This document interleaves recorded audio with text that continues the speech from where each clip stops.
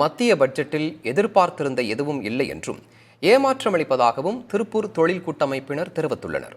அவர்களிடம் நமது செய்தியாளர் சுரேஷ்குமார் நடத்திய கலந்துரையாடலை தற்போது பார்க்கலாம். சார், 100 கோடி ரூபாய் வரைக்கும் கொலட்ரல் செக்யூரிட்டி எல்லாம் வாங்கலாம்னு சொல்லி அறிவிச்சிருக்காங்க. அறிவிப்பு ஓகே, வரவேற்கக்கூடியது. பட் எந்த பேங்க்கு கொடுப்பாங்க? ஏற்கனவே இந்த மாதிரி பல்வேறு அறிவிப்புகள் பேப்பர் அளவில் தான் இருக்குது. அதனால் எதையும் வங்கிகளில் போய் நாங்கள் கேட்டால் அந்த வங்கிகளில் கொடுக்கறது இல்லைங்க. அதே மாதிரி இந்த திட்டத்தை பொறுத்த வரைக்கும் ஏற்கனவே அவங்க கடன் வாங்கியிருந்தாங்கன்னா அந்த கடன் வாங்கி திருப்பி கட்டக்கூடிய திறனை அளவீட்டை மதிப்பீடு பண்ணி தான் தருவாங்க. அப்படி இருக்கையில் எக்ஸிஸ்டிங் இருக்கவங்க எல்லாமே கடந்த 2022 கடும் நிதி நெருக்கடியும் ஒர்க்கிங் கேபிட்டலை இழந்திருக்காங்க. அப்படி இருக்கையில் இந்த திட்டம் எத்தனை பேருக்கு பயனளிக்குங்கிறது மிகப்பெரிய கேள்விக்குறி தான்.